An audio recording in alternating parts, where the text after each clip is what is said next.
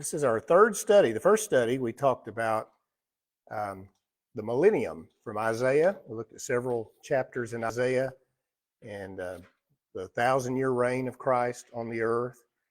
And then last time, we talked about the millennial temple. Now, there's going to be 4 temples. There's only been 2 so far. It's Solomon's temple, and then, of course, it was destroyed by the Babylonians. And then they were allowed to go back. Cyrus the Persian allowed them to go back and to rebuild the temple under Zerubbabel. And so they did that, and it was up for about 500 years or so until Herod the Great came along and he remodeled it. So it was a complete remodel. I mean, they disassembled it and put it back together and enlarged it and all of that. But since it was not destroyed, it's still considered to be the second temple. So when you hear about the second temple period, that's usually during the time of Christ, but it can go all the way back to Zerubbabel. So there's been 2, and there will be a tribulation temple. We know that. We'll study more about that later, but we know the Antichrist is going to go into the temple during the tribulation time and proclaim himself to be God. And so we know there has to be a temple during the tribulation. But then last week, we really looked quite a bit in Ezekiel, mainly chapters 40 through 43, describe the millennial temple. Very unique. There's never been a temple quite like this when it's bigger than any of the others by dimension. And it's got some differences. It's got a door between the Holy of Holies and the holy place instead of a curtain, instead of a veil. It has an altar out in front. There will be sacrifices, animal sacrifices during the millennium that reflect back on what Christ did for us on the cross. Of course, they don't take away sin. It's just symbolic. But there is no bronze laver for washing. There is no table of incense. There's no menorah or a lampstand or anything like that. Jesus has fulfilled all of that, of course. But it's very interesting. So a very unique temple that's going to be established by the Lord when he returns. The Bible says when he returns, there's going to be a great earthquake. His foot's going to rest on the Mount of Olives. It's going to split and be a great valley that separates the northern and the southern part of the Mount of Olives. And then we talked last week about how the glory of the Lord is going to enter into the temple. So I think that the new temple will be, supernaturally built by the Lord upon his return. I think just like that. And that his spirit, the Lord himself, the glory of the Lord will enter into the temple and into the Holy of Holies. And then he'll reign for 1,000 years. So it's very interesting. This is kind of what we've looked at so far. So tonight I want to look in the book of Daniel. So turn over to Daniel chapter 2. And we'll see how far we get. There's 3 chapters, but if we run out of time, we'll just look at 2 of them tonight. We could pick it up there next week. Daniel chapter 2. And y'all been studying Daniel, haven't you, in Sunday school? So y'all may be familiar with all of this. But in chapter 2, King Nebuchadnezzar of Babylon has a dream. And this has a lot to do with prophecy. So we're going to see a lot of prophecy in these 2 chapters we look at tonight. So King Nebuchadnezzar had a dream, and he decided that he wanted someone to interpret his dream because it troubled him. He couldn't understand it. But he came up with an idea where all of the magicians, the Bible says, astrologers, wise men that could interpret dreams and do things like that. He said, okay, I want you to tell me what my dream is and then give me the interpretation. And so he gathered them all up and he said, just tell us what your dream is, King, and we'll tell you what the interpretation is. He said, no. He said, I want you to tell me what my dream is first. And of course, none of them could do it. They said, well, nobody could do that. And he said, well, I tell you what, he says, if you can't do that, I'm just going to put all of you to death. And so he sent out an order that all the wise men would all be put to death. Now, Daniel was counted among the wise men. And also Shadrach, Meshach, and Abednego, remember them? So anyway, word came to Daniel that he and his friends were going to be executed because nobody was able to interpret this dream. Of course, he didn't know anything about it. So he said, well, give me a day to think about this. And actually in chapter 2, verses 17 and 18, look at 17 and 18 right quick. This is really important. It says, Daniel returned to his house and explained the matter to his friends, Hananiah, Mishael, and Azariah. That's Shadrach, Meshach, and Abednego. And he urged them to plead for mercy from the God of heaven concerning this mystery, so that he and his friends might not be executed with the rest of the wise men of Babylon. So they had a prayer meeting. So that's what you do when you run into trouble, isn't it? You have a prayer meeting. So he said, guys, I want you to pray with me that the Lord will give me the interpretation of this dream and tell me what the dream is. And then I'll go to the king and we'll all be spared. So that's exactly what happened. So Daniel goes to the king and says, okay, I'll interpret that for you. And so we're going to look here, look at down to verse 31. And Daniel here gives him the interpretation of his dream. Let's read 31 through 45, and then we'll discuss it. He says, you looked, O king, and there before you stood a large statue, an enormous, dazzling statue, awesome in appearance, and the head of the statue was made of pure gold, and in its chest and arms of silver, and its belly and thighs of bronze, its legs of iron, its feet partly of iron and partly of baked clay. And while you were watching, a rock was cut out, but not by human hands. It struck the statue on its feet of iron and clay and smashed them. And then the iron, the clay, the bronze, and the silver and the gold were broken to pieces at the same time and became like chaff on a threshing floor that is in the summer. The wind swept them away without leaving a trace. But the rock that struck the statue became a huge mountain and filled the whole earth. This was the dream, and now we will interpret it to the king. He says, you, O king, are the King of kings. The God of heaven has given you dominion and power and might and glory. In your hands he has placed mankind and the beasts of the field and the birds of the air. Wherever they live, he has made you ruler over all of them. You are that head of gold. It says, after that, another kingdom will rise, inferior to yours. Next, a third kingdom, one of bronze, will rule over the whole earth. And finally, there will be a fourth kingdom, strong as iron, for iron breaks and smashes everything. And as iron breaks things to pieces, so it will crush and break all the others. And just as you saw the feet and toes were partly of baked clay and partly of iron, so this will be a divided kingdom. Yet it will have some of the strength of iron in it, even as you saw the iron mixed with clay. As the toes were partly iron and partly clay, so this kingdom will be partly strong and partly brittle. And just as you saw the iron mixed with baked clay, so the people will be a mixture and will not remain united any more than iron mixes with clay. In the time of those kings, the God of heaven will set up a kingdom that will never be destroyed, nor will it be left to another people. It will crush all those kingdoms and bring them to an end, but it will itself endure forever. This is the meaning of the vision of the rock cut out of the mountain, and not by human hands, a rock that broke the iron, the bronze, the clay, the silver, and the gold to pieces. The great God has shown the king what will take place in the future. The dream is true and the interpretation is trustworthy.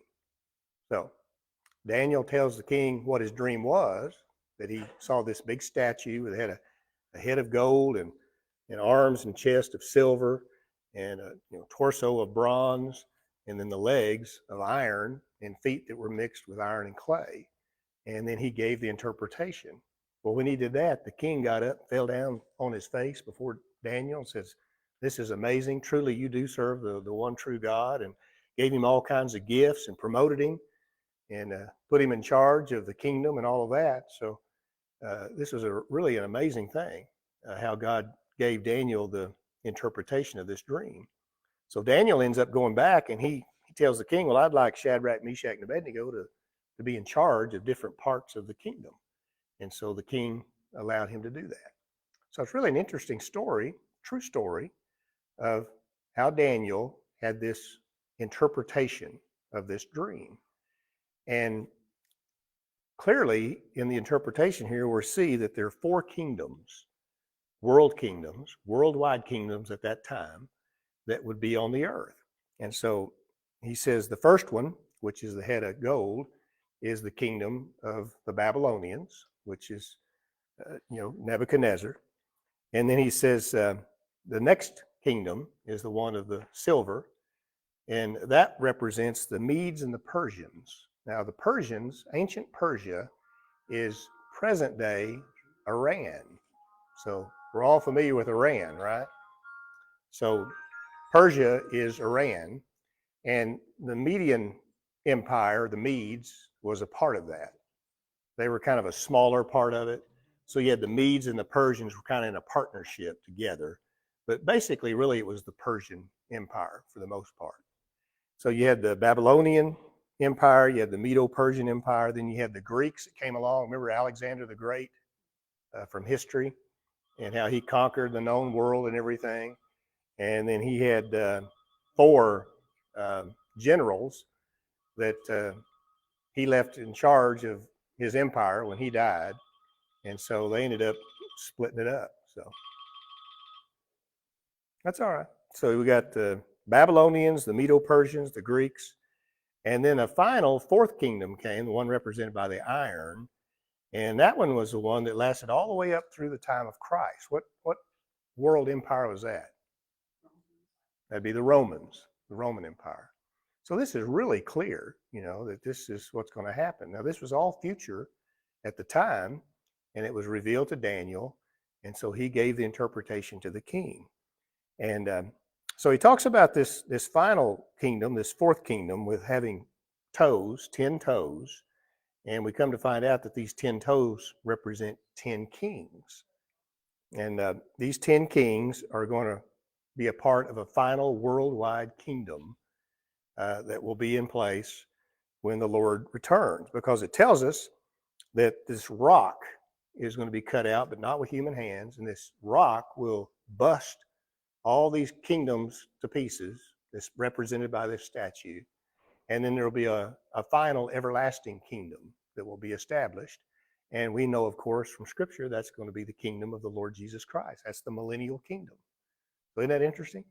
So here in Daniel, we're 500 and some odd years before the time of Christ, is giving this prophecy of these four kingdoms and how there's going to be a final everlasting kingdom that will be set up by the Lord, and then he'll reign forever and ever and ever.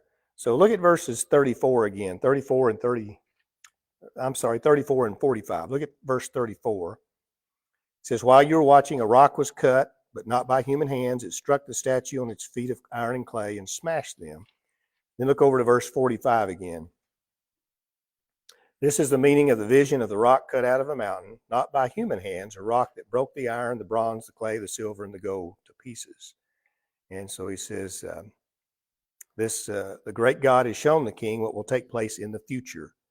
And the dream is true and the interpretation is trustworthy. So anyway, this is a dream that God gave to Nebuchadnezzar and gave the interpretation through Daniel that talks about these world kingdoms that we know have existed in the past and up to the Roman Empire.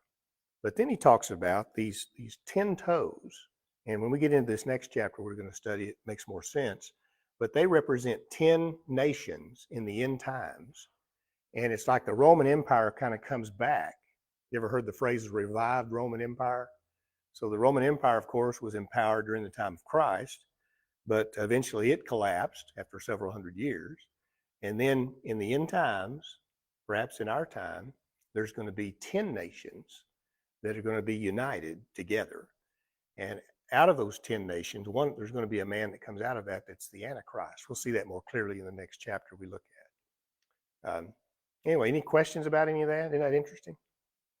So we could be living in the time when this will all come to pass. Some believe that the Antichrist will be a Roman, come out of the European nations, because that represents the old Roman Empire. That's quite possible. I tend to think that maybe he just represents the Gentile world at that time, the Romans, And so I'm thinking that the Gentile world today would be really all the whole planet, apart from the Jews compared to the Jews. So I'm thinking that maybe that the Antichrist doesn't necessarily have to come out of Europe. He might. We just don't know. But I think it could be any other nation, really. But there's going to be, in the end times, there's going to be 10 nations that are all kind of joined together, represented by these 10 toes. And we'll get more clarity here in a minute in chapter 7. But those 10 nations are going to represent the whole world. And then the Antichrist is going to come forward. And then he's going to, of course, we know he's going to cause all kinds of trouble. But anyway, we could be getting very, very close to that time, when this is all going to take place. So any questions, anybody on that? All right, well, let's look at chapter 7. Chapter 7 is very similar. Get over to chapter 7. Now you have another king of Babylon that's come along, Belshazzar, and he has a reign here that it's after Nebuchadnezzar, and then Daniel himself has a dream. So instead of a statue with 4 parts, though, it's going to be 4 different beasts or animals that represent these nations. But really, there's a strong parallel between chapter 7 and chapter 2, because both of them represent these world empires or these world kingdoms. And we know what they are because that's history now. But look, well, first of all, look down to verse 24, chapter 7, verse 24.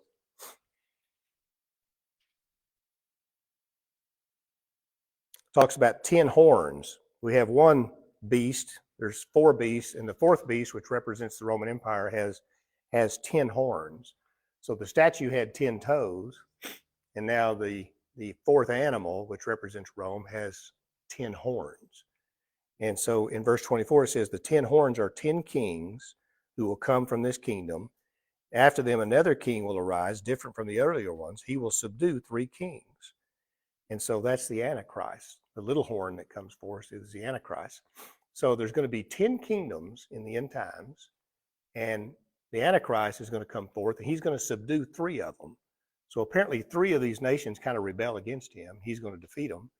And then you've got the others that kind of fall into place, fall into line, and you have this, worldwide conglomeration or confederacy of 10 kingdoms at the end times, which becomes 7 under the kind of the leadership of the Antichrist. You ever heard in the past that maybe the European Union would be the 10 nations that would bring about the Antichrist in the end times? Well, now there's like 27 nations, in the European Union, so that doesn't make a whole lot of sense. I suppose it could get narrowed down to 10. I suppose that's possible. But I think that it'll be, a worldwide thing. I saw on the internet one time there was a silver coin, and it had the whole world, the whole planet, and it was divided into 10 districts, including the United States. And so I ordered one of those coins. I thought that was kind of interesting.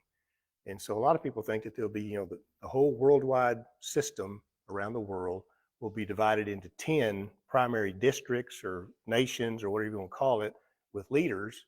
And that's going to bring about this one world government and this one world economy in the end times.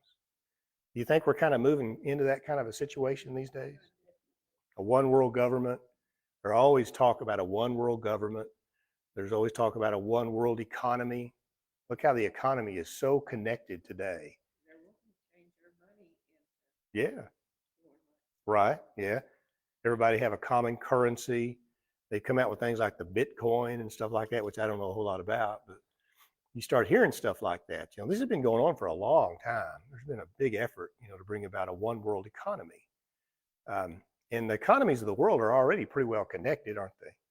All this stuff going on over in the Middle East and the Red Sea and all that, the Houthis are causing trouble and preventing the ships from going through that area. And they have to go all the way around, to go where they want to go. And so it's causing all kinds of economic problems and stuff. It's probably going to cause inflation even more so. And, shipping problems, that kind of stuff. So we see that kind of thing going on today. But isn't it amazing that these prophecies, so many, many centuries ago, are coming to pass today? We're seeing that happen. So it's really amazing to me that, of course, we know the Bible is God's word, but it's almost like reading the newspaper, when you read the Bible and you read these prophecies. So anyway, let's take a look at this. Well, you got these 10 kings. I mentioned that. Go ahead and look at verse 8 before we read the other verses. Verse 8 in chapter 7.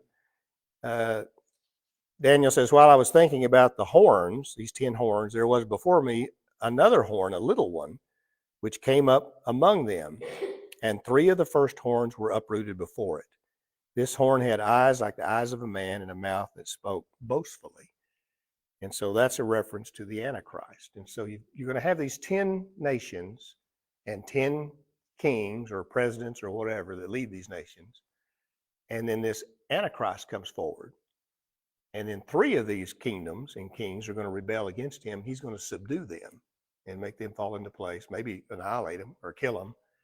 And then you've got the others that are all going to follow his leadership. So this is what Daniel's dream is all about. So it's very, very similar to the statue, only this is 4 wild animals, 4 beasts. Let's look at that. Look at verse 15. 15 through 28. Daniel says, I was troubled in spirit, and the visions that passed through my mind disturbed me. And I approached one of those standing there and asked him the true meaning of all of this. And so he told me and gave me the interpretation of these things. He said, the 4 great beasts are 4 kingdoms that will rise from the earth. But the saints of the Most High will receive the kingdom and possess it forever. Yes, forever and ever. Then I wanted to know the true meaning of the 4th beast, which was different from the others and most terrifying, with its iron teeth and bronze claws, the beast that crushed and devoured its victims and trampled underfoot whatever was left. I also wanted to know about the 10 horns on its head and about the other horn that came up before which 3 of them fell, the horn that looked more imposing than the others, and that had eyes and a mouth that spoke boastfully.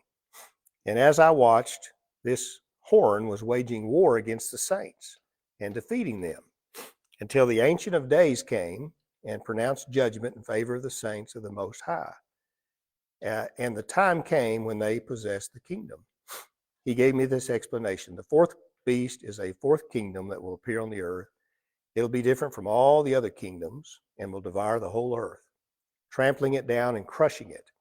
The 10 horns are 10 kings who will come from this kingdom. After them, another king will arise, different from the earlier ones. He will subdue 3 kings. He will speak against the Most High and oppress his saints and try to change the set times and the laws. And the saints will be handed over to him for a time, times, and half a time. But the court will sit, and his power will be taken away and completely destroyed forever. Then the sovereignty, power, and greatness of the kingdoms under the whole heaven will be handed over to the saints, the people of the Most High. His kingdom will be an everlasting kingdom, and all rulers will worship and obey him. This is the end of the matter, and I, Daniel, was deeply troubled by my thoughts. My face turned pale, and I kept the matter to myself. Okay? So you see the parallel between chapter 2 and chapter 7. You had a statue in chapter 2 that represented these 4 kingdoms. And in chapter 7, you have these 4 beasts that represent the exact same kingdoms, the Babylonians, and then the Medo-Persians, the Greeks, and the Romans. So that's the dream, of course, that was given to Daniel. And it says that this little horn is going to rule. Look at verse 25 again. It's going to rule for a time, times, plural, and half a time. Now, what do you think that means? Time would be 1 part. Times is plural, that'd be 2 parts. And then half a time. So it's a 3.5 period. So obviously, what is that? When you compare this with the book of Revelation. Yeah, that's the 3.5 year period that Jesus called Great Tribulation. So we know the tribulation period altogether is 7 years, but the latter half of it is extremely bad, especially bad And Jesus called it great tribulation. And so this is the time period that Daniel has had this dream about. And so times and half a time is 3.5. In Book of Revelation, bless you, it talks about 42 months and 1,260 days. A Jewish month had 30 days in it. So 1,260 days would be 3.5 months. 42 months is 3.5 months. And so, I'm sorry, 3.5, years. I'm sorry, years. So clearly, I mean, it's so obvious that it's talking about this time of great tribulation that this Antichrist is going to rule over. And so that's when all the really terrible things are going to happen on the earth. Um, we know there's going to be a treaty that is established. I think we'll have time to look at that in chapter 9. There's a treaty that this Antichrist is going to work out with the enemies of Israel, and really the whole world's going to agree to this. And so it says he's going to confirm a covenant or a treaty for a 7-year period of time. And in the very middle of that 7 years is when he goes into the temple and proclaims himself to be God. That's when the great tribulation begins, the last 3.5 years. And the Antichrist is reigning during that time and persecuting the saints and everything, and especially the Jews. Be a lot of persecution against the Jews. A lot of folks think when it talks about saints in Daniel, it's really talking about the Jews and not necessarily the church. Now, we're saints also, but this is specifically probably talking about the Jewish people and how they're going to be persecuted so badly by the Antichrist. Now, what's happening today? What do we see happening today about the Jews? A lot of anti-Semitism, right? A lot of hatred about the Jews. Yeah, I mean, the whole world just seems to be, just and they're carrying their flag. Yeah, waving their flags and having demonstrations in our country, all around the world. They're doing this. Isn't that amazing? And the Arab people, the Muslims, are just taking over the whole world. There's so many of them. They're just growing like wildfire. So they're going to be a big part of all of this. We saw the nations in Ezekiel 38 that are going to come against Israel in the latter days. And you've got Russia and Iran and all these other Islamic nations that were mentioned that come against Israel in the last days, and they're going to be annihilated by the Lord. And so we talked about that last time. I think that's before the tribulation time. So that could happen anytime. But isn't it amazing, interesting, all this stuff happening today? The anti-Semitism, the things that are going on right now over in Israel with the Gaza Strip and with Hezbollah up in Lebanon and all that, the warfare that's happening, and how the whole world is just dumping on Israel, claiming they're committing, genocide and all that because, unfortunately, a lot of civilians are being killed. But when you have war, that's just what happens. Israel's not trying to do that. They're trying to avoid it, but it is happening. So it's interesting, isn't it, that we're seeing all this stuff happen today. So I think the stage is being set, for a kind of a revival of this old Roman Empire, and then 10-nation confederacy that's going to come forward in the latter days, and then this Antichrist who's going to come forward, and he's going to come up with this peace agreement. They've been talking about a peace agreement in Israel and the Middle East for as long as I can remember. I mean, this goes way back. Remember, Jimmy Carter was trying to get all this done, and tried to get all these peace agreements and everything. And anytime they would get close to doing that, the Islamic terrorists would kill somebody like Sadat. Remember when they killed Anwar Sadat from Egypt when he was trying to make peace with Israel? So anyway, it's just very, very interesting that we seem to see all these things happening. You think the Antichrist is alive today? I think he probably is.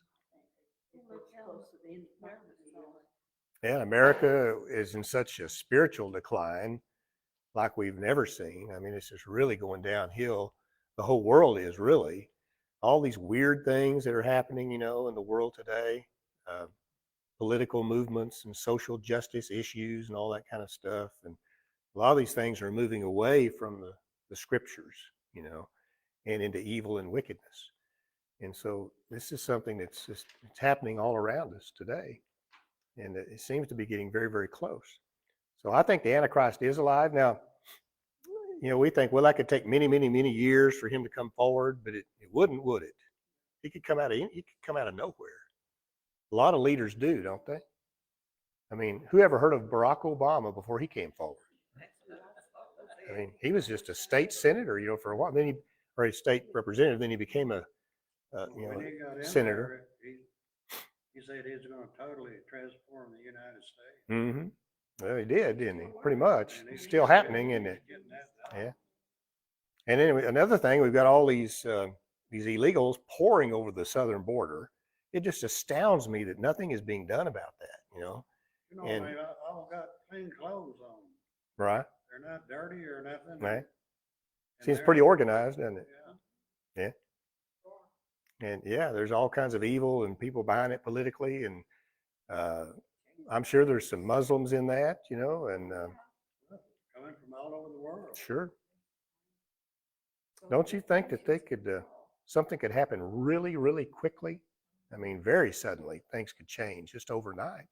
Look how COVID changed everything in the world, just like that. Suddenly the whole world was just changed.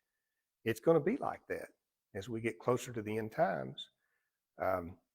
Terrorists could come into our country, I'm sure, and nowadays they've got these compact nuclear bombs and stuff that they have, suitcase bombs and stuff they can set off that can do tremendous damage, to a wide area. And I hope this doesn't happen, but I've always thought, if I was a terrorist and I really wanted to hurt this country, I'd set that thing off during the State of the Union address or something where all those people are gathered together at the Capitol and just wipe out that whole thing, Imagine what that would do to our country just like that if something like that happened. So factor that in, all this world upheaval going on, and then factor in the rapture of the church. And we're going to get to that later on. I think that's going to be a very key factor. When the rapture of the church happens and all the Christians on the earth are suddenly removed, there's going to be absolute turmoil and confusion. And then factor in all this warfare that's taking place. And then somebody's going to step forward that appears to have all the answers. And it's going to be the Antichrist. Who is the Antichrist anyway? Not specifically, but who is the Antichrist spiritually? Devil? It's the devil, yeah. The devil is going to possess a man, is what's going to happen. And he's going to use that man to bring about the worship of himself, worldwide worship. The Bible says the whole world wonders after the beast in Revelation, right? And so that's the Antichrist. And so he's trying to do what he's been trying to do from day one. He's trying to get the whole world to worship him. And he thinks that if he can get more people worshiping him than worship God, that somehow he'll become God. Of course, we know that's not true. God is sovereign. He's going to be God if nobody worships him, right? But the devil is such a good deceiver, he's even deceived himself into thinking that he can become more powerful than God. And he's going to try and do it through that one man. We're going to get into all that when we get into the book of Revelation, and it talks about the head wound that the Antichrist receives. It calls it a fatal head wound. And I think that's just what it is. I think he's actually going to be killed. He's going to rise to power, and then the whole world is going to see it, probably on television, him getting killed with some kind of a head wound, kind of like John F. Kennedy. Remember that? Those of us who are old enough to remember that? I think I was in the second grade when that happened. But I remember it very clearly. And all of us have seen the video over and over and over and over. Imagine if he came back to life from that, or if he recovered from that. Don't you think that would astound the whole world? And that's exactly what the Antichrist is going to do. But I think he's going to be killed. I think he's literally going to be killed. And I think the Antichrist is going to reanimate that body and just use his body. So it's just going to be a body, and that man's soul is gone off to hell, I believe. But I think the Antichrist, his body is going to be used by Satan to deceive the whole world. One place I get that from is when Moses died.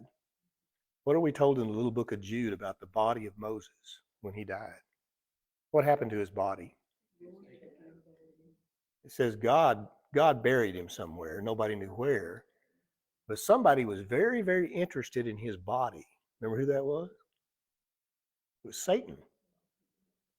Little book of Jude tells us that Satan and the archangel Michael got into a dispute over the body of Moses.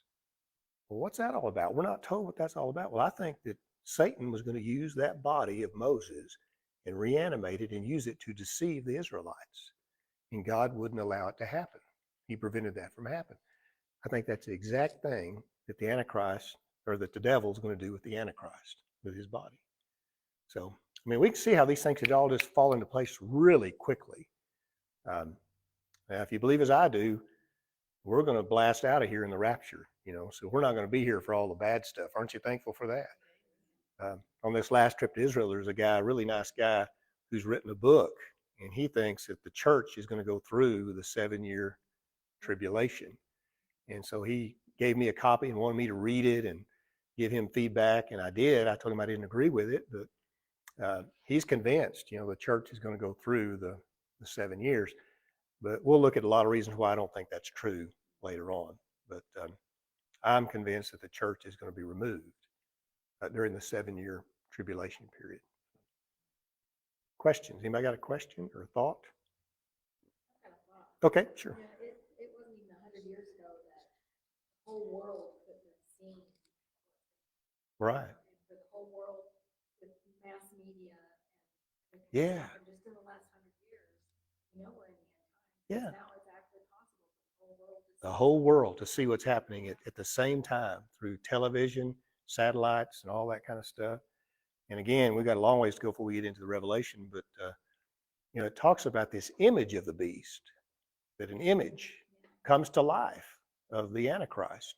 He sets up this image up on the temple platform up there, the Temple Mount, and causes it to come to life. And it says the whole world, is observing this, like you're saying. I think, what I think that is? People say, well, it's a statue that supernaturally moves and comes to life. That's possible. But I got to reading that and just thinking about this day and age. You know what I think it is? I think it's television. I think it's, how they have these huge screens like at concerts and stuff, massive screens, and the person who's performing or whatever, his or her image is up on the screen. Everybody's watching that. It's on television or anything. I think it's something like that. Yeah. Right. Some people think it could be a hologram or something like that. Or it's easy to see now how that could happen, isn't it? A few years ago, it didn't make any sense to anybody, but now it does. Yeah, everybody's got a pocket computer, and yeah, so people are going to be looking at the Antichrist on their phone, and he's going to be giving a speech and all of that, and yeah, right. I don't think he'll come forward before we're gone. How long do you think it would take them to build the temple? If the rapture of the church takes place at the very beginning of the 7-year period, okay, yeah, and we know that he goes into the temple after 3.5 years. Surely in 3.5 years they could build the temple, couldn't they? With the technology we have today, it'd be easy. It'd be real easy. Yeah, it wouldn't take long at all. Yeah, that's true. There's a group, that are Jewish folks that are, the Temple Mount Faithful, and there's a Temple Institute in Jerusalem.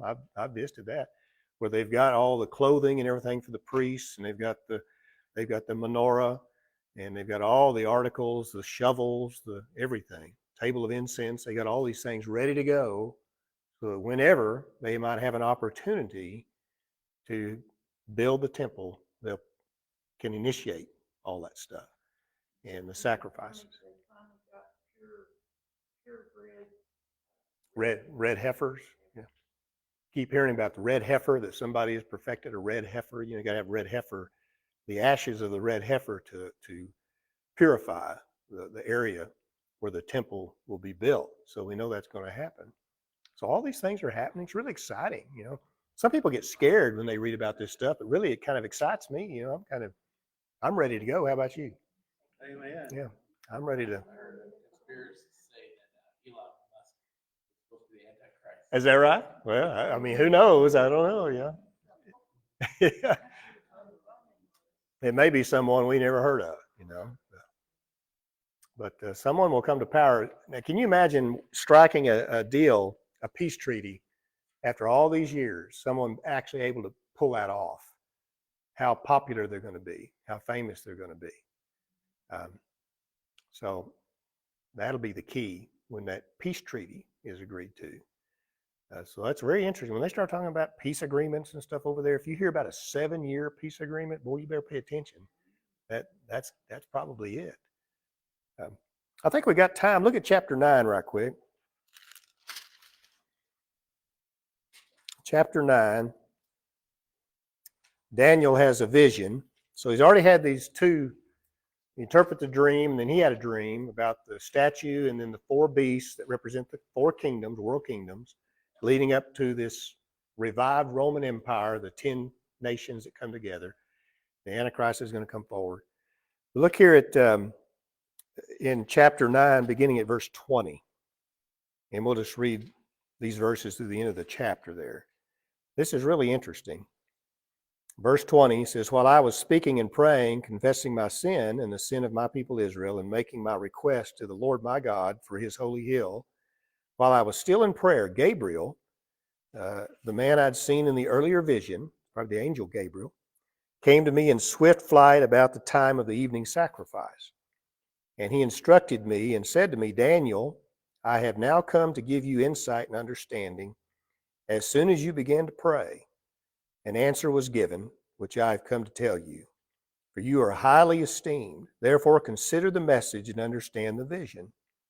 Now, this is the part that gets kind of interesting. It says, 77s are decreed for your people in your holy city to finish transgression, to put an end to sin, to atone for wickedness, to bring in everlasting righteousness, to seal up vision and prophecy, and to anoint the most holy. Know and understand this. From the issuing of the decree to restore and rebuild Jerusalem until the anointed one, the ruler, comes, there will be 7 sevens and 62 sevens. It will be rebuilt with streets and a entrenchment in times of trouble. After the 62 sevens, the anointed one will be cut off and will have nothing.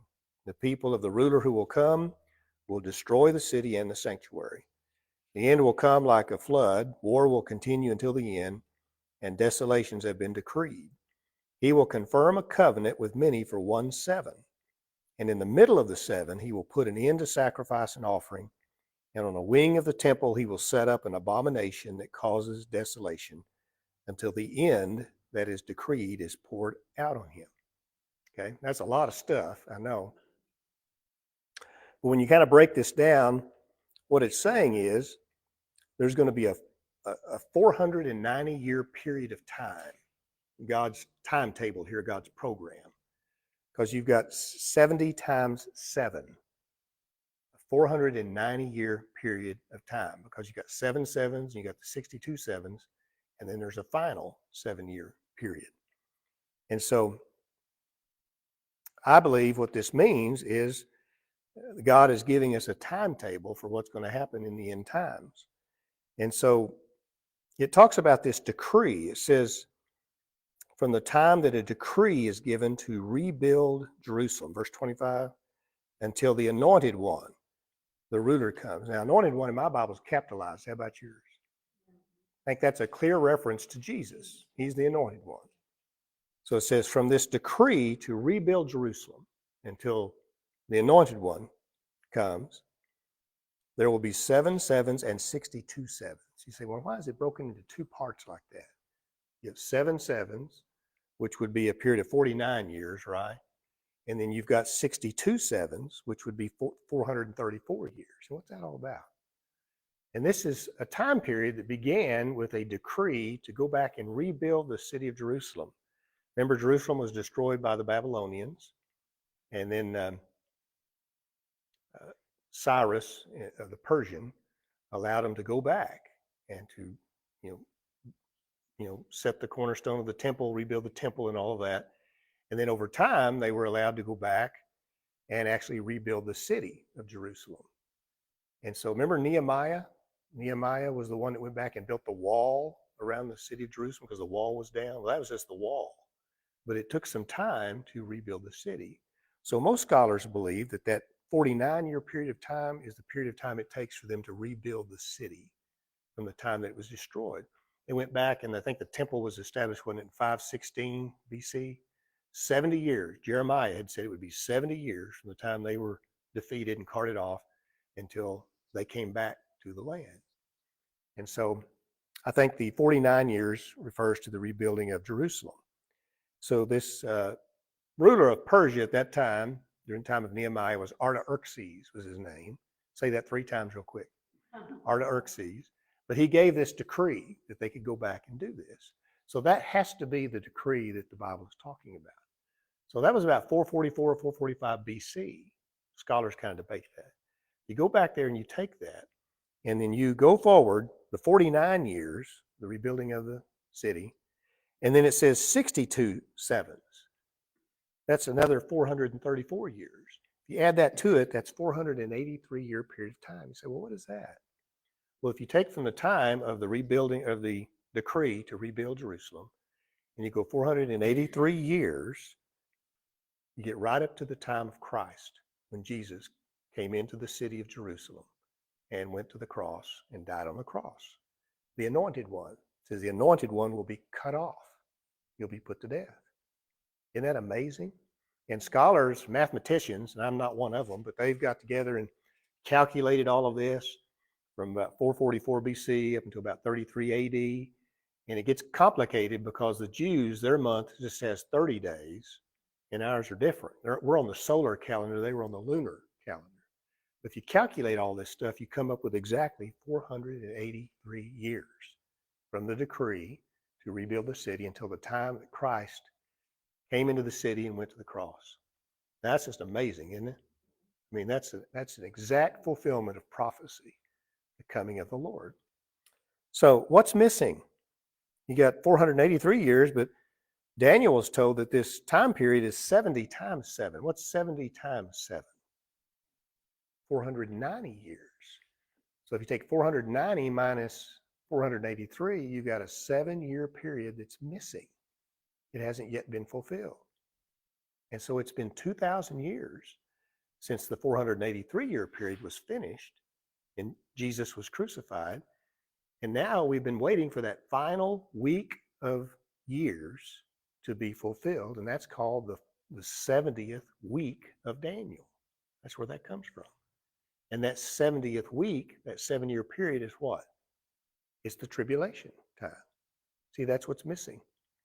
Some people have called it the great parenthesis. You know, we've had 2,000 years, we've been waiting for this final 7-year period that Daniel was told about to be fulfilled. And so I think we're right on the threshold of that final 7-year period to be fulfilled. And then this 490-year period will be complete. And at the end of that, what's going to happen? Jesus is going to come back and he's going to establish his kingdom, right? That rock, Jesus is the rock, right? That breaks the statue all to pieces and establishes his kingdom. That's what's going to happen. And this old revived Roman Empire is going to be defeated by the Lord when he comes back. And that fourth beast is going to be done away with. And the Lord's going to establish his kingdom. It gets us back to the study we did on the millennium and all of that. And the glory of the Lord re-entering the temple, the millennial temple. So see how this stuff kind of connects together? That's kind of why I wanted to look at these Old Testament passages and everything, because they're very, very key to understanding, I think, the proper interpretation of the book of Revelation. Really, a lot of people won't even study the book of Revelation. It's always too complicated, doesn't make sense. It's just all confusing. Well, if you look at all these things we've been looking at, and then you compare that to the book of Revelation, to me, it just fits together perfectly. Makes perfect sense. So anyway, I think we're very, very close to all these things being fulfilled, and I'm pretty excited about it. How about you? Yeah, things are getting so bad. How could it go much longer? Yeah, people say, well, you know, there's always been talk about the end times and world wars and all of that, and what makes you think this time is different? Well, we all know Iran is a big player in what's going on right now, right? And Russia. Well, we know if they don't already have it, they're going to have nuclear weapons soon, very soon. They probably already got it. So do you think Iran is going to hesitate to use those? And so you see how we could be on the very brink of world war very easily with nuclear weapons. And we do have the power now to completely devastate and destroy the earth with these nuclear weapons. And that's exactly what the Bible says is going to happen in the last days during the time of tribulation. So, yeah, causing all kinds of havoc, and this Antichrist is going to come forward. So, but did you read that a moment ago where it says, verse 27, he, referring to this Antichrist, will confirm a covenant with many for 1 7. And so there's going to be a 7-year agreement, a 7-year covenant with Israel and really the whole world. It's going to be established by this Antichrist when he comes forward. So that could be announced possibly before the rapture, but I think the rapture is going to happen right at the beginning of that 7-year period. So just about the same time that's revealed, I think that's when we're going to get raptured out of here, and things are going to get really interesting then. So yeah, it's going to be terrible on the earth, isn't it, for those that are left behind? So. Right. So what should this cause us to do as Christians when you read these things? Why did the Lord put this in the Bible anyway? Why did he want us to know all this stuff? Yeah. Jesus said, watch. Be watching for these things. Be aware of this. And I think it's to motivate us to witness and to share and to spread the gospel and to encourage people to be saved, because we're getting very, very close to where it's going to be too late, you know. I mean, people will be saved during the tribulation time, but boy, you wouldn't want to live through that, would you? It's going to be horrible. And so we need to be witnessing and sharing and encouraging people to get saved, because the time could be very, very short when all these things happen. Okay, well, that's a lot of stuff, I know. So if you want to read ahead, next time we're going to be in Zechariah chapter 14. Zechariah 14, and we'll primarily study that next time. Very interesting about the return of the Lord and his foot rests on the Mount of Olives and all of that. So, okay, thanks for coming.